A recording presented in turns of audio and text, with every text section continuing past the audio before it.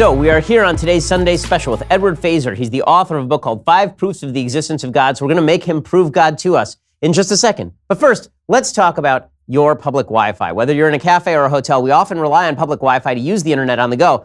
But something as simple as paying your bills online from a Starbucks can leave your data exposed. A hacker can easily intercept your information, stealing passwords, credit card numbers, personal details. It's not just hackers either. There are government agencies like the NSA that monitor the entire internet, and you never know what's happening with that information. So what can you do to defend yourself? Well, the software I use to protect my online activity from spies and data thieves is ExpressVPN. ExpressVPN has easy-to-use apps. They run seamlessly in the background of my computer, phone, and tablet. ExpressVPN secures and anonymizes your internet browsing by encrypting your data and hiding your public IP address. Using ExpressVPN, I can safely surf on public Wi-Fi without being snooped on, having my personal data stolen. For the best protection, I recommend using ExpressVPN every single time you go online, and it's pretty inexpensive. It just costs about $7 a month and comes with a 30-day money-back guarantee, so you have nothing to lose. To take back your internet privacy today and find out how you can get 3 months for free, go to expressvpn.com/Ben. That's expressvpn.com/Ben for 3 months free with that 1-year package. Get ExpressVPN and secure your internet now. All right, so we are here, as I say, with Edward Feser, and this is his book, 5 Proofs of the Existence of God. It's not his only book. He's written a bevy of them. Professor Feser, thanks so much for stopping by. I really appreciate it. Great to be here. So let's talk a little bit about what brought you to this point in your life, because your story is not quite, you grew up a religious person and then you just started writing about religion. That's kind of my story. But you came at this from a very different perspective, writing about Aristotle and Aquinas. How did you get from where you were, which was an atheist, to the point where you were writing about religion for a living, basically? Yeah. Well, I was brought up Catholic, and I fell away from the church when I was a teenager. And by the time I got early in my college years, I became an atheist. I was an atheist for about 10 years, roughly the decade of the 1990s. And during the last part of my decade as an atheist, I was a graduate student. I was given courses to teach while a grad student, introduction to philosophy courses. I got a chance to teach a philosophy religion course. And so you want to teach students material that they're going to be interested in, especially since a lot of these kids will never take another philosophy course. So you don't want to focus on topics that are too technical and abstract. You want to focus on topics that anybody would be interested in, whether or not they're interested in philosophy. So I thought, well, looking at the arguments for God's existence would be a good topic to go with. So I did that. But it got boring teaching them the way that they're so often taught, which is basically you line the arguments up and you trot out some of the stock objections and then conclude that the arguments are really kind of silly and lame. And why would anybody have believed this? Let's move on to something else. It was boring. So I thought, well, I wanted to make it interesting to the students, make it understandable to them why anybody would ever have believed these arguments in the first place, and turn it into a real philosophical debate. So that was one of several things that got me to revisit the arguments and to go back into the literature and to read what Aquinas had actually said and what Leibniz had actually said and what Aristotle had actually said and what their contemporary defenders were saying, so that I could understand the arguments better as a way of presenting them in the classroom, so that you had a real horse race there. Even though I ended up at the end of the section concluding the arguments didn't work, at least I could make it a real debate. And as time went on and I got deeper into the arguments, I started to see gradually that, well, first of all, a lot of the objections that were trotted out, I realized were aimed at caricatures. They were aimed at straw men. They weren't really attacking what Aquinas or Leibniz or whoever had actually said. So I thought, well, that's interesting, right? And gradually I went from that to thinking, well, actually, so these arguments aren't as bad as they are usually presented as being and as I always taken them to be. And I went from that to thinking, as time went on, this occurred over the course of a few years during the late 90s, to thinking, well, actually, these arguments are kind of interesting. They're philosophically interesting. They raise some interesting puzzles and offer some answers. Gradually, that morphed in turn into the idea that, these arguments are actually kind of challenging. They're very serious arguments. And eventually I concluded, these arguments were right all along, and I had been wrong. And that took several years for that to happen. But it was basically in the course of teaching other people the arguments and trying to get them to understand them. And when I went through my education as a philosopher in graduate school, we were always taught something that philosophy departments hammer on. I think it's a very good lesson. Always try to see what could be said for an idea, even though you might disagree with it. Try to get yourself into the mind of someone who thinks different than you do. And doing that actually led me to change my mind on this particular topic. So what led you to atheism in the first place? What was it that made you drop away from the church? Basically, it's a common story where you start to study philosophy, and especially if you're coming at it from a religious point of view, or at least a point of view that takes the existence of God and other religious ideas for granted, and then you encounter skeptical writers like Nietzsche or David Hume or Bertrand Russell or someone like that, You're very impressed by that because you hadn't heard it before. You didn't realize there were people who were presenting these objections. So you're very impressed by it. You're usually a teenager anyway, so you're open to hearing the language of rebellion. You're open to hearing the idea that what your parents taught you and what society takes for granted is all wrong. So I would say that was part of the attraction, that I was hearing that stuff for the first time. It was exciting. It was different. I was drawn to it for that reason. It also happened to be a very prominent attitude, very prevalent attitude in academic philosophy today, that the traditional arguments are no good. So you kind of go along with that as well.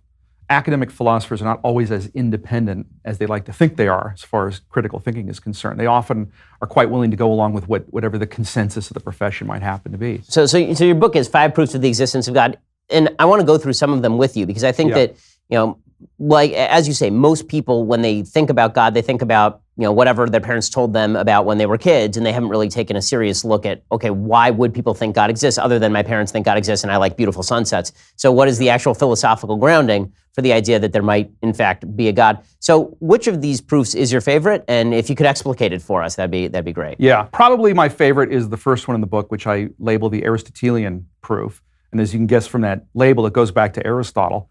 And it is important to emphasize, as I do in the book, none of these arguments I put forward in the book are new. They're not original with me.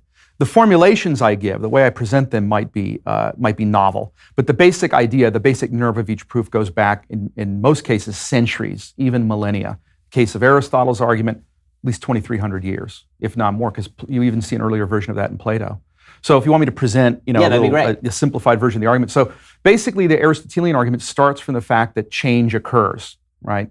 So, the water in the cup here started out being really cold when it came from the fridge, and now it's kind of lukewarm, right? That would be an example of change. Or I move my hand through space and so forth. That's an example of change.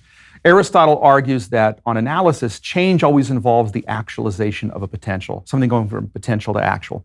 My hand's potentially over there, now it's actually over there. Water's potentially lukewarm, then it becomes actually lukewarm. And he develops this idea in response to a couple ancient Greek philosophers named Parmenides and Zeno, who denied that change was possible. So he presents this argument of what change is as a way to answer them. But it also forms the starting point of his argument for God, for what he calls an unmoved mover, the prime unmoved mover of the world. Because the idea is that, well, if change involves going from potential to actual, we have to ask, how does that ever happen? And his answer is that something can go from potential to actual only if there's already something there that's actual that makes that happen. So to make that a little more concrete, my hand's actually right here, it's potentially to the left, right? And for it actually to become to the left, right, there has to be something already actual that makes that happen. The firing of the nerves in my nervous system that causes the muscles to flex. So Aristotle proceeds to the conclusion that, well, whenever something goes from potential to actual, there's always something already actual that makes that happen. And if that already actual thing goes from potential to actual, there's something already actual making that happen. So we've got one thing being changed by another, being changed by another, or one thing being actualized by another, being actualized by another, and so forth. And crucial step in this argument, the most fundamental way in which this is true for Aristotle has to do with series of changers or causes that extend not backward in time into the past, but downward here and now, you might say. So my hand moves here and now because the motor neurons are firing here and now. And those motor neurons are firing here and now because there are other neurons firing here and now. And that's only possible because my nervous system is held in place, you might say, by its molecular structure and so forth. So we have one level of reality here and now, actualized by another, actualized by another. And Aristotle concludes that we would have a vicious regress if there weren't something at the bottom level, you might say, that actualizes everything else without having to be actualized, because it's already, as he puts it, purely actual. It's moving other things or changing other things without itself being moved or changed. It's what I call in the book, a purely actual actualizer, or an unchanging changer, or an unmoving mover. And if there weren't such a thing operating here and now, not just something that knocks down the first domino back at the Big Bang, but here and now, then there wouldn't be change going on here and now. That's the basic idea of the argument. Okay, and what makes that thing God, per se? Why couldn't it just be a thing? Well, what makes it all the things that we think of God as? Well, the next stage of the argument, you see in Aristotle and in later Aristotelians like Thomas Aquinas, is to start unpacking what something would have to be like in order to fit this description of being an unmoved mover, a purely actual actualizer, to use my more technical language.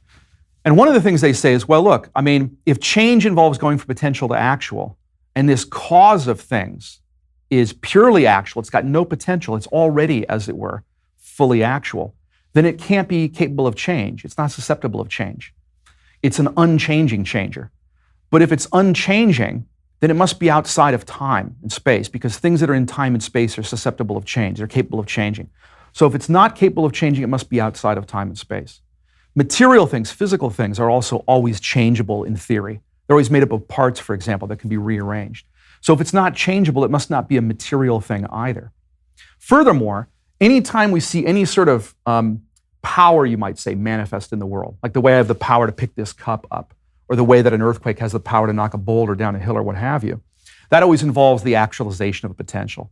So if we work back to something that actualizes every potential without being actualized, that means it's the source of the exercise of every power that exists in the world. It's the source of all power activity, in which case it must be all powerful. So we get attributes, divine attributes or characteristics like being outside time and space, being immaterial, being all powerful, and so forth. And you go down the list. Some of them, the reasoning is a little more complicated, but you can argue that in God there must be something like intellect or thought, something like will or choice. So you get the whole battery of divine attributes that characterize God as traditionally conceived in both philosophy and in the monotheistic religions. So there are two objections that I've seen leveraged, particularly at this argument. One objection is, why couldn't there just be a vicious regress? Well, what's the problem with the vicious regress? Okay, so it just keeps going back and back and back and back, and there's no actual unmoved mover. It's just a series of things that are contingent on one another.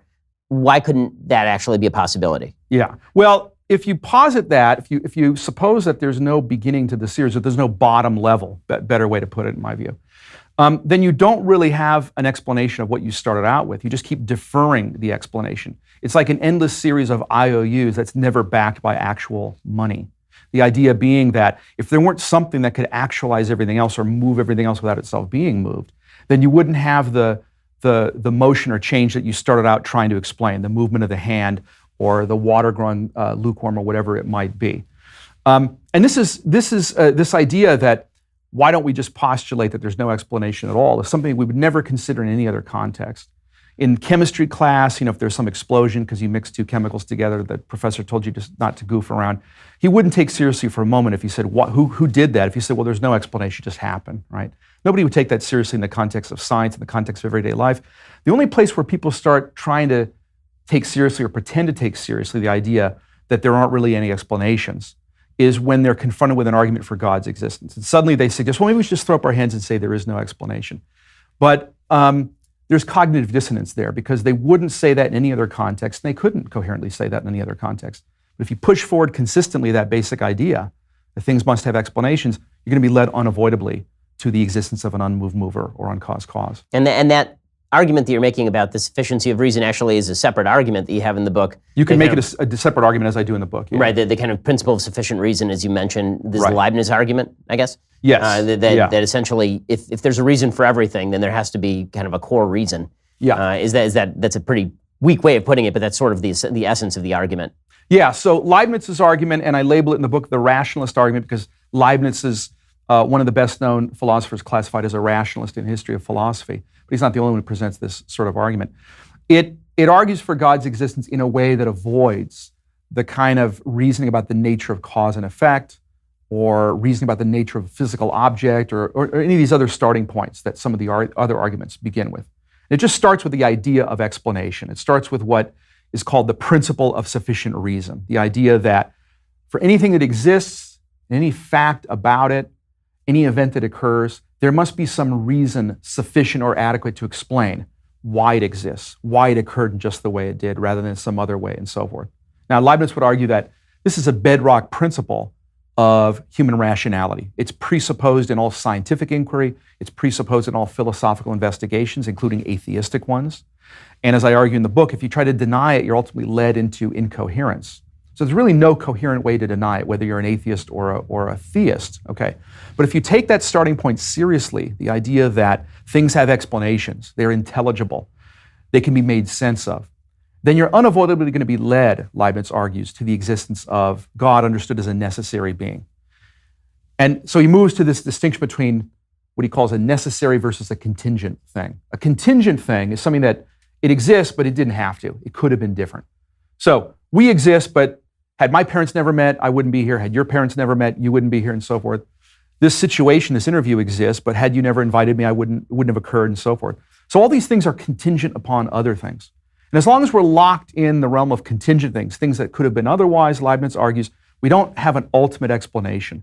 The ultimate explanation of why anything exists at all, why, for example, this universe exists at all rather than some alternative possible universe or any universe at all, is if there's something that caused it that itself could not have been otherwise, something that exists in a necessary rather than a contingent way. There's something in its nature where not only does it exist, but it could not have not existed. If you don't have that, you don't have an ultimate explanation for anything. That's the rationalist proof, or the argument from the principle of sufficient reason. So in a second, I'm going to ask you sort of the flip side of the argument I asked about infinite regress. Aside from talking about all this uplifting stuff, let's talk about your death. Okay, so life insurance is pretty important. It's also really confusing, which is why 4 out of 10 people probably don't have it. Maybe you're one of those folks. But if anything were to happen to you, it's important your loved ones be taken care of, because aside from you plotzing, they're going to be real sad if they can't pay for the coffin.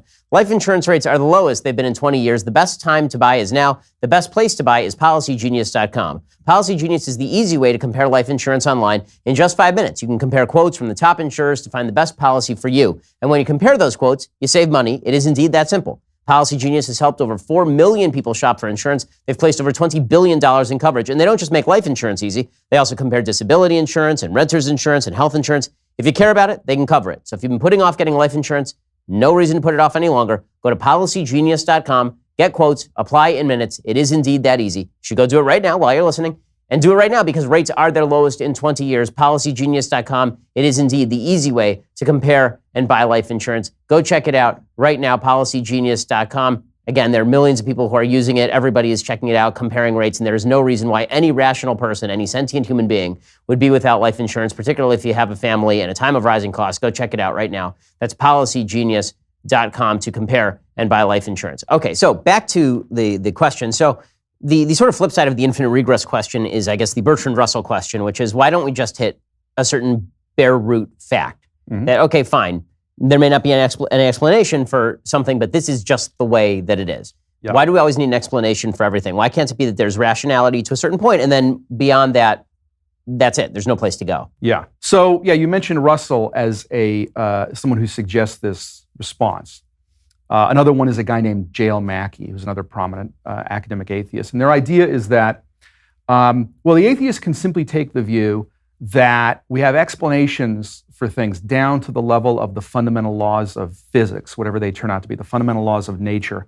But then we reach that level, we're at the level of what you refer to as brute facts, where a brute fact is one that not only is at the bottom level of explanation, but it itself has no explanation at all. Not just, it's important to note what they mean by this. They don't just mean something that has an explanation, but we don't know it. We're not smart enough to figure it out. No. What they have in mind is the idea of something that has no explanation. It has no intelligibility. You cannot make sense of it, even the most brilliant mind, in principle. Even God's mind, if God existed and they think God doesn't exist, couldn't make sense of it because there's no sense to be made. That's the idea of a brute fact. Not just something that we don't know the explanation of, but it has no explanation or intelligibility, no rhyme or reason whatsoever. Now, I argue that that idea is ultimately incoherent, that you can't really make sense of the idea that we can explain what's going on in the world of our experience by reference to certain laws of nature, laws of chemistry and physics, and then you can explain those laws in terms of deeper laws of physics, and those in terms of yet deeper laws. But when you get to the deepest level of laws, you have an unintelligible brute fact, something that there is no rhyme or reason to. That, I would argue, is like being a little pregnant. It's, you either have explanations all the way down or you don't. There's no middle ground. And I compare it to, putting your books on a shelf because you don't want them to fall. Put them neatly on a shelf. Then you take the shelf, what's going to support this? And you put them on 2 brackets, right? Okay, then you say, what's going to support the brackets? And you put the brackets on these 2 rods, right? And then you take, finally, those 2 rods, and instead of fastening them to the wall, you just let go of them, right? They're going to take everything down with it, right? The fact that the books are supported by the shelf, and the shelf by the brackets, and the brackets by the rods, none of that support is going to exist at all unless there's something you can fasten them to, which holds all of that stuff up without itself being held up. If there's nothing like that, then the books will fall to the ground. The support that the books get, you might say, is borrowed from the support of the shelf, which borrows it in turn from the brackets and so forth. Now, in the same way, I would say that we explain what happens in the world of our experience by reference to certain laws of chemistry and physics, and those laws in terms of deeper laws. At each level, you're in a situation that's like the books on the shelf. The support the lower levels give the higher levels is itself borrowed support. And unless there's something to borrow it from, some bottom level of reality that can make everything else intelligible, but it doesn't need anything else to cause it. It's got its intelligibility or explanation built into it. Then you've got nothing for everything else in the chain to borrow support from. The whole system's going to collapse. Well, it seems like they're taking all the attributes of there is a logic to the universe that we can understand, at least to a certain point, but not beyond that, and they're just not calling it God. Well, right. So that's a very good point, because someone could hear the point I've just made, and in response would say, okay, fair enough. We can't say coherently that the bottom level of laws has no explanation, but is just a brute fact. So why don't we say that that is the necessary being? Maybe the fundamental laws of nature themselves exist in an absolutely necessary way they couldn't be otherwise. So now we've got a complete explanation of everything that exists, but it's an atheistic explanation because it's not God. Okay, that's kind of the response that you're throwing out there. What I would say to that is, well, once you acknowledge that there's something that exists in an absolutely necessary way, it's not contingent on anything else, it's self-explanatory, then you need to ask, well, what follows from that? One of the things you're going to have to say about it, for example, is that if it exists in an absolutely necessary way, then it must be what I referred to earlier as a purely actual entity, something with no potentiality. Well, wait a sec, we already noted earlier what follows from that. It's going to be something that's outside of time and space, something that's not material, something that's all-powerful. So on analysis, this so-called atheist ultimate explanation is itself going to turn out to have the divine attributes. It's going to turn out to be God. You really can't escape it. And it only seems like you're getting to something other than God because you haven't really thought through the implications of what it is for something to exist in an absolutely necessary way. And this is why when I was reading your books and I stumbled on the line that Aquinas says, and it's this thing that we call God, it occurred to me for the first time that as a religious person, you're taught that God is sort of the starting point of the argument, not the end point of the argument. Right. You're taught that you're taught that God exists, and then everything else comes from that. And the way that you're arguing is basically, there is this thing that needs to exist, and does exist, and we're calling that thing God. So it's really not you're arguing from God's existence to everything else. You're sort of arguing from everything else back to God's existence, which is a more logical way of going about it. So with all of this said, if these arguments are plausible, why do you think it is that they're increasingly unpopular? Levels of religious activity are going down in the West. Levels of religious belief are going down in the West. Is it just that people have never dealt with these arguments, or they decide that they're not interested in hearing the arguments because it's more fun to be atheist than not to be atheist? Why is atheism gaining, does it feel? It's a little bit of both. I would say, speaking from the perspective of an academic philosopher, a major part of the problem is the hyper-specialization of modern academic life. We just know so much about so many different things that you could spend your whole life, for example, just doing molecular biology and never read anything in any other discipline, and you still will not have plumbed the depths of that one field. It's not a little field, but that one field, molecular biology, right? That's true even in philosophy itself and in different academic disciplines. They've all got their sub-disciplines, and you could spend your whole life just studying the sub-disciplines. Now, what follows from that is that you have fewer and fewer generalists in modern academic life. In other words, people who try to look at the big picture. If you're talking about an Aristotle, or to go back far fewer centuries, a Descartes, or even to go back 100 years, 150 years, the average philosopher or scientist in those days, for most of the history of Western thought up until about a century or so ago, could literally be a know-it-all. You could still master all the different bodies of knowledge, and you can know a lot about philosophy and a lot about physics and a lot about biology and all the rest. Much harder to do that now. So part of the problem is that you get people outside of philosophy, but also even people within philosophy who simply don't know a whole lot about the kind of arguments that I talk about in the book. They may know nothing more than whatever cliches were trotted out in their introduction to philosophy class when they were a freshman or a sophomore, and they heard some of the canned objections that were aimed at caricatures of Aquinas or Aristotle and Leibniz, and then they never look back. And then they repeat it to their own students when they teach an introduction to philosophy class, say. So part of the problem is just that. It's lack of knowledge on the part of your average intellectual or your average academic, because modern intellectual life has become so specialized and fragmented. It's hard to know enough about the issue. Unfortunately, ego prevents people from refraining from talking about things they don't know about. So you'll have someone like a Richard Dawkins, for example, who's undeniably a brilliant man, a very good writer and so forth. He knows a lot about biology. Unfortunately, he knows very little about philosophy and even less about theology. But for some reason, that doesn't keep him from pontificating on those subjects, right? So he trots out the stock objections that he might have heard when he was an undergraduate, and he doesn't bother to sort of do the research and so forth. And so what happens is when someone with that degree of prominence repeats these same tiresome and tired objections, then that gives them new life. Because people think, well, Richard Dawkins, he's a smart guy, he's an Oxford professor, he must know what he's talking about. No, not necessarily.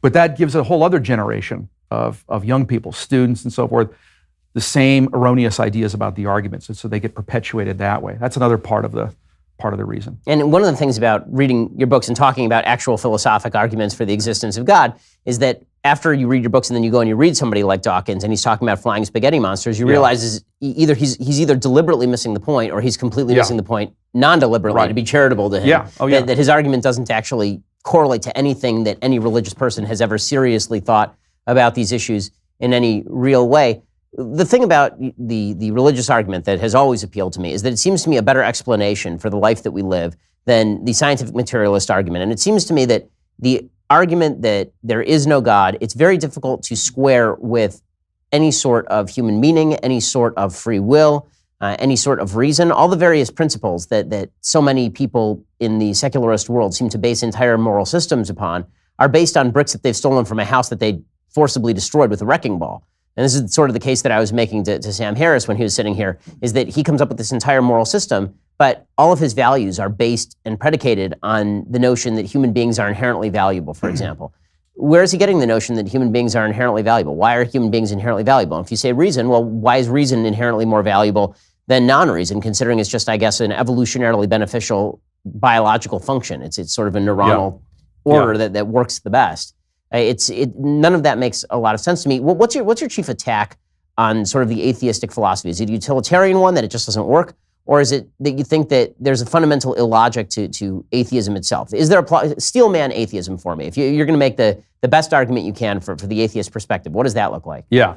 Well, I can answer those two questions in tandem. The question, how would I steelman atheism, right? But also the question, what's wrong with it? Because they're actually related in a way I want to explain. What I would do if I were to try to make the best case for atheism that I could would be to push as far as I could this brute fact idea that I rejected earlier, right? Because I think that's ultimately what you're committed to.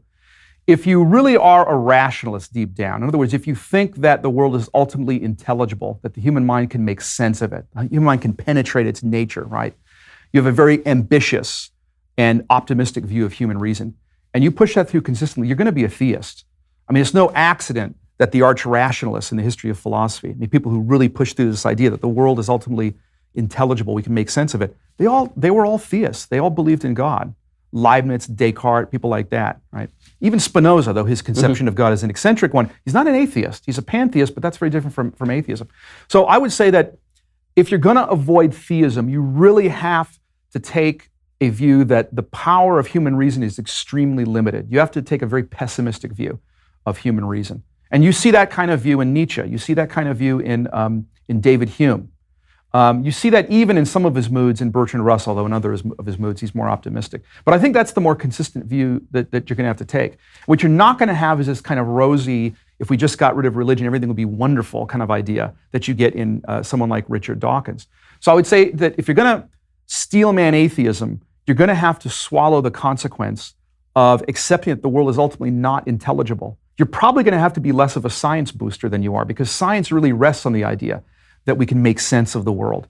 So if the world ultimately is not intelligible, if it ultimately is a brute fact, you're going to have a much more modest idea of what science can accomplish. Once again, David Hume, Friedrich Nietzsche had exactly that kind of modesty about the possibility of scientific knowledge. So that's what I would say is, if I wanted to sort of give the atheist advice as to where to go to make his position as defensible as possible and as little open to the sort of objections I would raise, that's the direction I would go. But that brings me to what the main problem, I think, with atheism is with atheism, which is that ultimately you can't make that position work. It's ultimately a self-defeating position. If you ultimately take the view that nature is not intelligible, that we can't make sense of the view, it makes sense of the world. You're ultimately undermining the power of human reason to such an extent that it takes down any argument you could give for any conclusion, including any argument you could give for atheism. So I ultimately don't think atheism is a coherent or consistent position.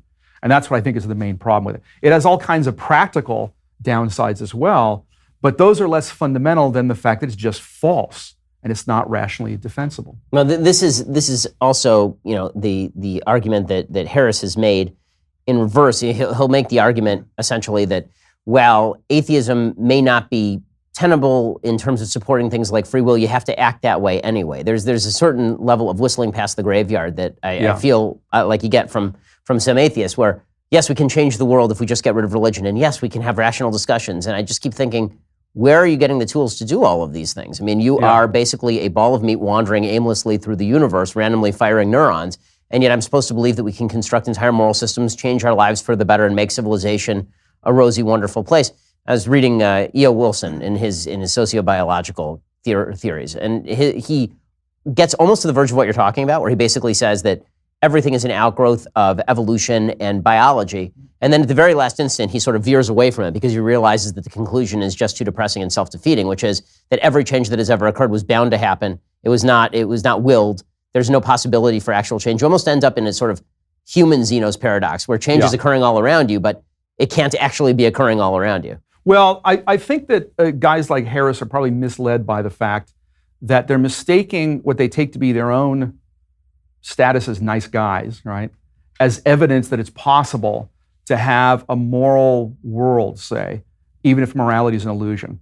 So someone like Harris might think, well, I'm a nice guy. I'm not, I wouldn't murder and steal and kill and so forth. And some of my atheist friends are like that, right?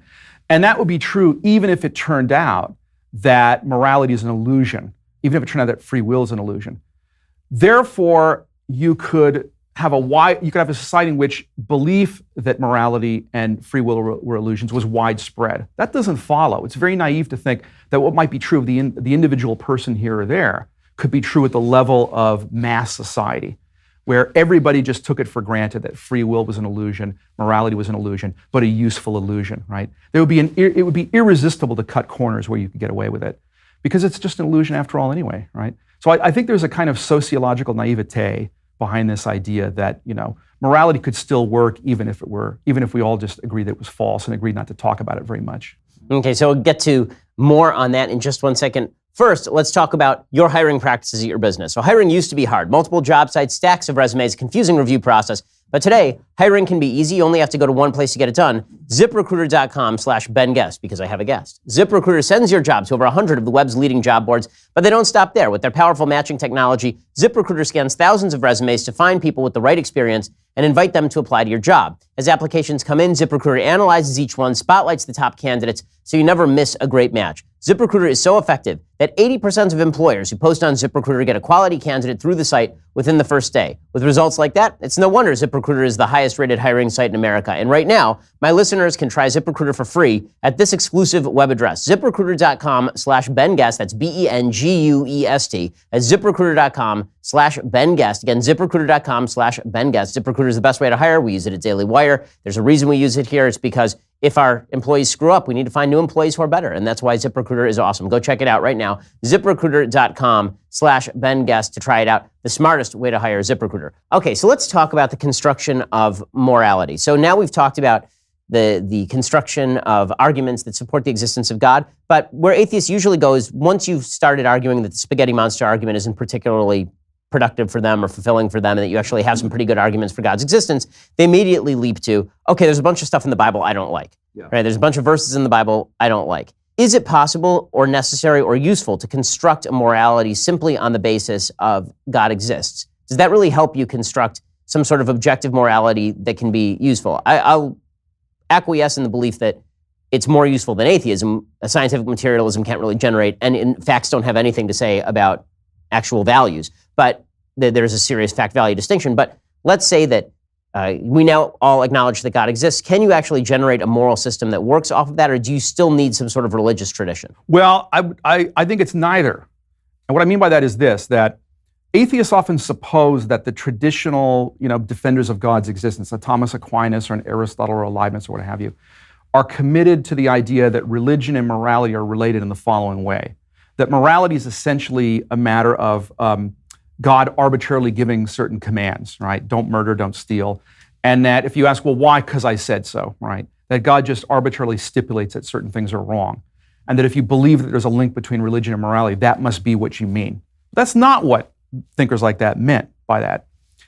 If you look at something like Thomas Aquinas, and here his ideas are, as they so often are, grounded in Aristotle, Morality is fundamentally grounded in human nature. This is the idea of morality as natural law. Now, there is a link to religion, but it's not as direct as atheists often suppose. It's more indirect. The idea is that what's good or bad for something is determined by its nature, that things by their nature have certain tasks they have to perform. They have certain ends or goals they have to fulfill in order to flourish, the kinds of things that they are. So forget about human beings for the moment, right? Just think of something like, to use some stock examples, I like to use a tree or an animal like a squirrel or a bird or something, right?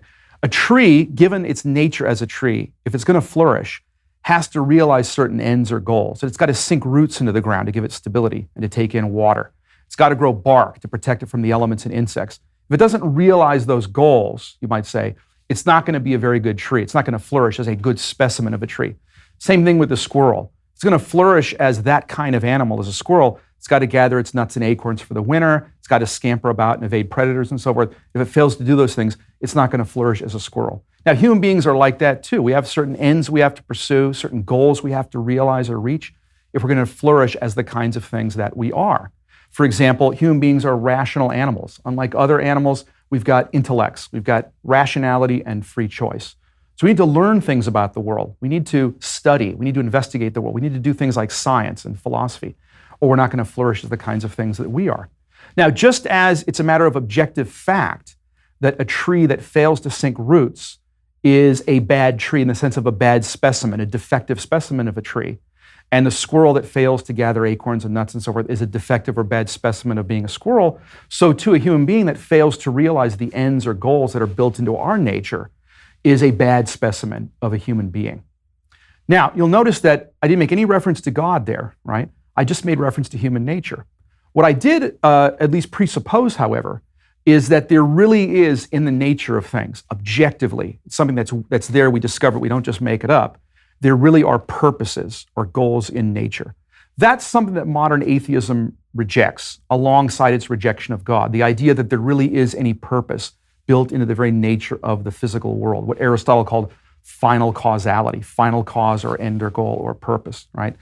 And they often reject this idea on the basis of modern science. They say, well, modern science has shown there are no purposes in nature. There are no final causes. What I would say is that modern science has shown no such thing.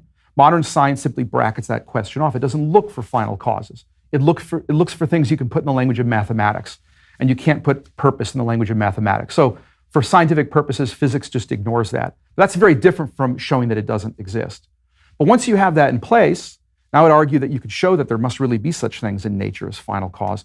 Then you got the foundation for a system of ethics that doesn't have to make reference to Scripture, and it doesn't have to make reference to some arbitrary divine command, but just to human nature. Now, Scripture and divine commands are related to all that. They get worked into that as well in a whole system of religious ethics, but that would be the starting point or foundation. So what's the argument for final causes? What's the argument, the scientific argument for final causes? Because it seems pretty evident to the Sam Harrises of the world that, as you say, there are no final causes. They're just brute facts. That's the world is made up of them, and then our minds kind of place those causes on the brute facts in order to make sense of the world. What's the best argument in favor of the idea that you can discover the normative from the descriptive, basically? What I would say is there's several arguments, some of them more technical than others, that you give for the existence of final cause or purpose in the natural world. But probably the one that's easiest to understand for the non-philosophers, the idea that if there is no final cause or purpose built into nature at all, right?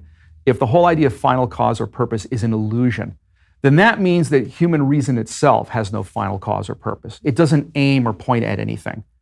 But if that's the case, then the human mind, the human intellect, doesn't aim or point at truth as its final cause or goal either. If that's the case, if the human intellect, if the human mind, if human reason isn't really for anything, it doesn't have the attainment of truth as its final cause or goal, because there are no final causes or goals, that means there really is no such thing objectively as a difference between good reasoning and bad reasoning, between good arguments and logical fallacies. It's all ultimately just a matter of power, of imposing your will on others.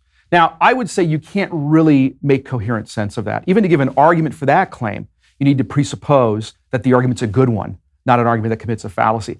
Even someone who wants to deny that there's a difference between good and bad arguments is going to have to give you an argument for that, and therefore presuppose that there is such a difference. But Could if you there make an is, evolutionary claim on that? Could you Say it again? theoretically make an evolutionary claim to counter that? So you say, you're Yeah. right, there's no such thing as good reason or bad reason, there's just reason that works. right? And I've heard Harris actually make this argument, right? Yeah. Where he made it on stage with me. He basically said that, yes, I love reason, but it's because reason is useful, right? It's not because reason searches for truth, even though he does believe in objective truth, which I've never really understood.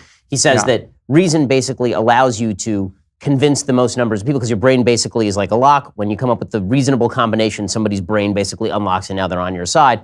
Could you make the argument in favor of good reason, not on the basis of it's aiming at truth and then truth is the objective, but convincing people is the objective because then you are evolutionarily a winner, basically?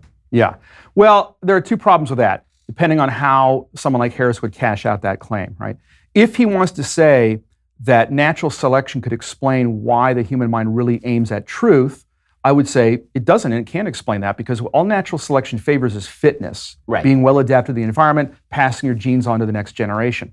And there's no necessary link between that and truth. It could turn out, for all we know, that sometimes it's more adaptive to believe falsehoods. If that's the case, then natural selection wouldn't favor intellects or minds that attain truth. It would just favor intellects or minds that allowed you to have greater survival. And they actually make value. that argument in the context of religion, right? They say religion is a spandrel, Exactly. and just because Yeah. religion is really popular doesn't mean that it's true. It's just that it's a byproduct of minds that are evolutionarily fit. That's right. So if they're going to say that about religion, they're going to say, yeah, religion, a tendency toward religion is hardwired into us because it has certain fitness characteristics, but it's not true. Well, there's no reason not to extend that to human reason in general, in which case you've got a self-undermining position. So if he's going to say that natural selection explains our capacity for truth, I would say that natural selection, by its very nature, could do no such thing. It's just not in that business of explaining that kind of thing. If instead he says, oh, no, I'm not trying to explain how natural selection favors truth. I'm just trying to say that human reason it must be a useful instrument because it survived the process of natural selection. Okay, if he says that, then he's back with the skeptical position that I already criticized a few moments ago, which is that he's basically conceding that there is objectively no difference between good and bad reasoning. There's just reasoning that wins the mob over and reasoning that doesn't. But in that case, he couldn't present his own position as the more true or rational position. He's going to end up with a self-undermining or self-defeating position. Okay, so what happens to reason to connect it with any sort of moral principle? Let's say we assume that the Aristotelian version of the nature of man is right, that basically our nature is to be a rational animal, and that in order for us to pursue our telos, we have to be as rational as possible, or at least pursue rational ends. How does that connect to morality? Because one of the things that we saw between the 19th and 20th centuries is a lot of people who thought that they were being as purely rational as possible, who then proceeded to kill tens of millions of human beings. So how do we get from now? So we've gotten from God to reason as an end, I guess. And so how do we get from there to anything that looks like a moral system? Yeah. Well, I mean, what you see in the kind of systems of thought that you're describing there is a kind of incoherent or bastardized version of reason. I mean, on the one hand, in the name of rationality, they favor things like a centrally planned economy, and so I assume you're referring to communism and Maoism and Stalinism as manifestations of that and so forth. But my argument is that if you follow through consistently the idea that reason really has as its end truth, the attainment of truth, you're going to be committed to final cause, to purposes built into nature. Before you know it, you're going to have to accept a natural law conception of morality, which tells us that the things that are good or bad for us as human beings are there in the nature of things. They're there for us to discover and not to invent, right? And that means that there are absolute limits on the power of any state, any government, say, to manipulate human beings according to its whims and so forth. It's going to have to submit itself to the dictates of the natural law. And therefore, it's not going to be a totalitarian state. So you can't consistently, in the name of reason, end up with a kind of totalitarian or statist system. I think there's a contradiction lurking in that very idea when you unpack it. And that may be a contradiction between Plato and Aristotle, because in Plato's Republic, he basically argues that theoretically you could have the rule of reason from the top that looks essentially like a tyranny, and Aristotle is a lot more divided on the question of the power of government, it seems. Yeah, though that raises questions about how to interpret Plato. Is Plato serious about Right. that and so forth? But even Plato, though, I mean, one of the things that's interesting about Plato's Republic, which I think people often don't pay careful enough attention to, is that what seems like a totalitarian society, in a sort of rigidly regimented society, right? That applies primarily to the guardian class, not to the mass of human beings, right? It's only the small elite that has to live this very austere, military sort of totalitarian lifestyle. And they have to do it in Plato precisely that it's not attractive, right? For Plato, you have to guarantee that being a ruler in his utopian society is as unattractive as possible to anybody but those with the purest motives. Modern totalitarian states were anything but like that, right? They weren't like that at all. Having said that, Aristotle is definitely more down-to-earth thinker than Plato. Even Plato later in his career moved away from this rather sort of strange utopian model that he presented in the Republic. But Aristotle is much more the philosopher of common sense. So the argument that I've made, and I'm making in an upcoming book on some of these topics, is that with all the glorification of Aristotle, all the glorification of human reason, that there still does need to be an admixture with essentially one revealed truth. Not necessarily everything that's in the Bible is necessary to supply the basis for natural rights as we understand them, but you do need basically one verse, and that is that man is made in the image of God. That you do need the idea that every human being is imbued with a certain level of rights by nature of their very existence. Do you think that exists in the ancients in the same way? Because it seems, obviously Plato and Aristotle were okay with slavery. There's a pretty solid regimentation of human beings into people who are fitted for one class versus people who are fitted for another class. Do you think that we need that sort of biblical admixture, or do you think that it could have been over time evolved from the Greek position purely? I think we do need that biblical admixture. I don't think it could have evolved.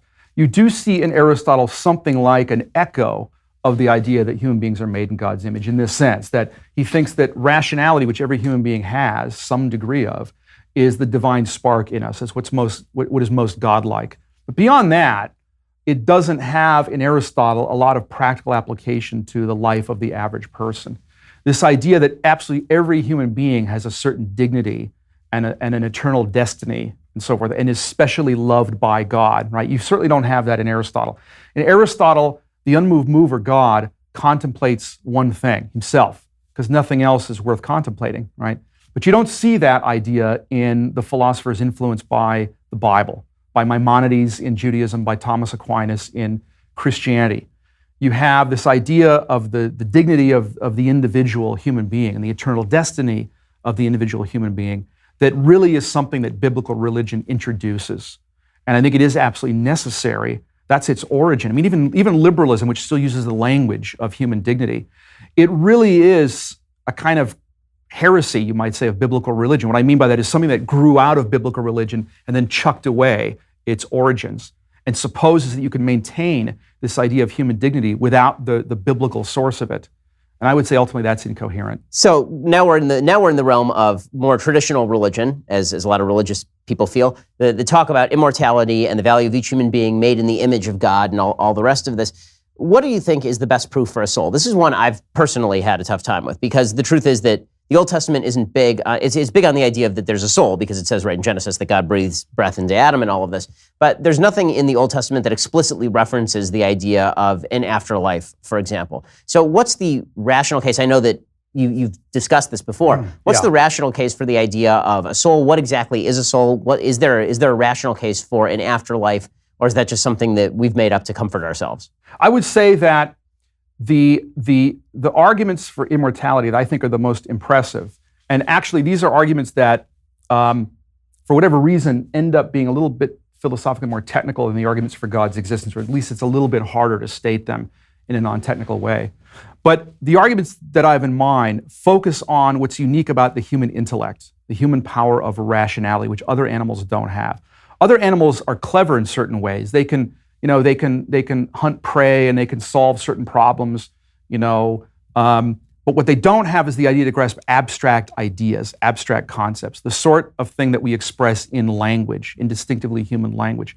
That's the difference in human beings that entails, when you unpack it, and this is something that Plato argues, Aristotle argues this as well, Thomas Aquinas argues this as well.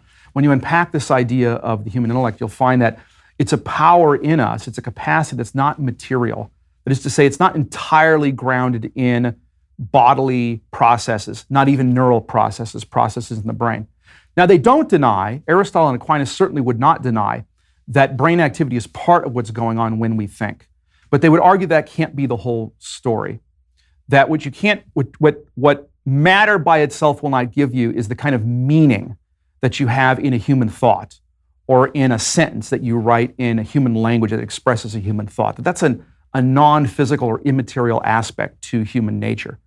Now, if that's the case, then because it's the case, when human beings die, what happens is we lose our bodily capacities. We walk and we talk. Those things depend on bodily organs like arms and legs and mouths and so forth.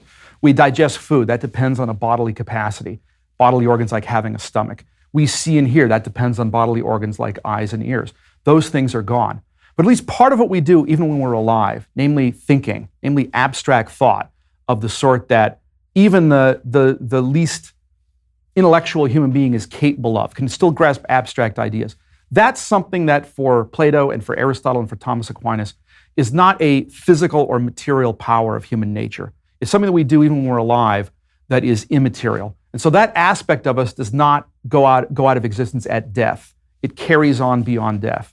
And that's the foundation in these writers for an argument for the immortality of the human soul, that there's an aspect of human nature, what's highest in us, namely our capacity for thought, that survives the death of the body.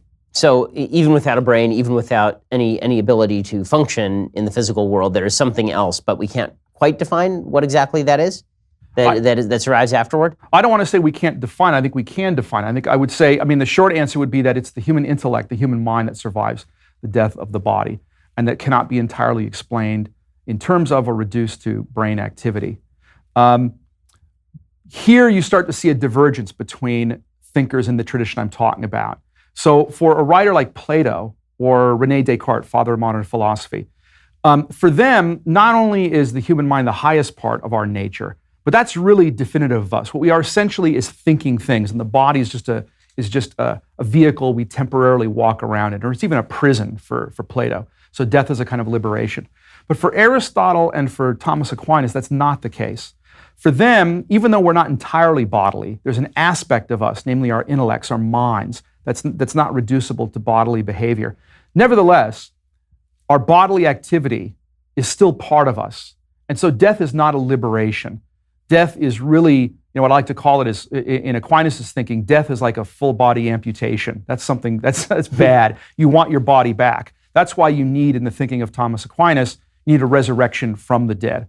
Now that's where, for Aquinas, philosophy has to give way to theology. He thinks philosophy can demonstrate that the human soul is immortal, but what it can't demonstrate is that we could ever get our bodies back. That would require special divine intervention, and that's even a possibility requires divine revelation to know about. It requires biblical revelation to know about. That's where theology picks up the baton from theology, from philosophy. When it comes to the intellect, the mind that survives death, does it have any impact whether we're talking about somebody who is a baby who has an undeveloped brain, or does it matter if your brain is developed? Like the way we normally think of intellect and mind is obviously imbued with these physical characteristics. But to take an abortion example, if somebody would argue, well, the intellect isn't developed, it's a fetus, right? It's basically got very little brain function. Is it a problem to kill that thing? Because is it really even living if it doesn't have this immoral soul that we've now posited? What gives a non-thinking person or human this capacity of immortality that makes them valuable in this perspective? Well, what followers of Aquinas argue is that in the case of a baby or a fetus or what have you, it's not that they don't have intellects or souls, they do have them. But what they don't have is intellects or souls that are developed. Because for Aquinas, though the intellect is not a physical thing, it's an incorporeal or non-material aspect of human nature. Nevertheless, the five senses and brain activity are its normal mode for acquiring information. It would be otherwise like a computer that's kicked off the internet because the modem's not working, right? So the fetus or the small child, the baby who's just been born, is basically like a computer that's just been connected to the internet. It's downloading information, but not a whole lot has been downloaded onto it yet. But nevertheless, just as a computer still exists, whether or not it's connected to the internet, whether or not it's got a modem, in the same way, the unborn child, the fetus, or the newborn infant still has a soul, still has an intellect, but it's one that has not yet developed.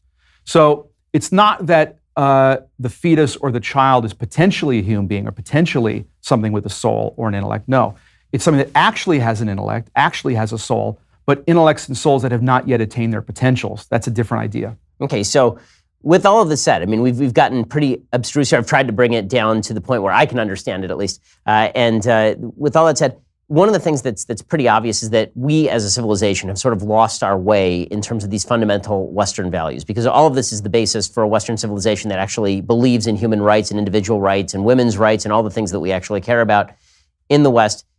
Can this stuff be reinculcated?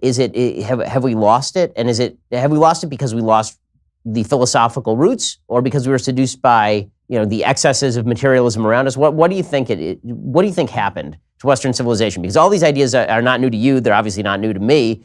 I got them from you, many of them, and then you got them from people who are much older. So what exactly happened that it feels like very few people in the West are even familiar with these ideas? I wouldn't reduce it to one factor, but as I put it in my book, The Last Superstition, which came out about 10 years, it's 10th anniversary now, that book. It's been out for about 10 years. At least on the philosophical side of things, the intellectual or academic side of things, I think the greatest mistake, I think the way I put it in the book was that the single greatest mistake ever made in the history of Western thought was abandoning Aristotle, and more generally classical philosophy. Plato, Aristotle, Augustine, Thomas Aquinas, Maimonides, the whole medieval and ancient tradition on which Western civilization has been founded. That's its intellectual foundation. And that provides the foundation for these arguments for the immortality of the soul and the existence of God and the natural law conception of morality that we've been talking about. And we're kind of a common coin for pagans and Jews and Christians for so long. That was abandoned about 400 years ago with the rise of modern philosophy. And we've been seeing for the last 350, 400 years is basically the gradual unspooling of the implications of that, the working out of the implications of that, as that idea that all that stuff is old hat, we need to chuck it out and get rid of it, took root in the intelligentsia and started to permeate the thinking of academics and intellectuals and writers and so on and so forth. That, I think, is at least the intellectual or theoretical side of the modern problem. Now, there are all kinds of other factors as well. But I would say that at least at the level of philosophy, that is the main problem. Okay, so I have one more question for you, and it's the biggest one, which is, what is the purpose of life and how do we attain it? So we'll do that in 1 second. But first, if you actually want to hear Professor Feser's answer, you have to be a Daily Wire subscriber. To subscribe, head over to dailywire.com and then click subscribe, which helps us bring you the show. Great to be here. Thank you.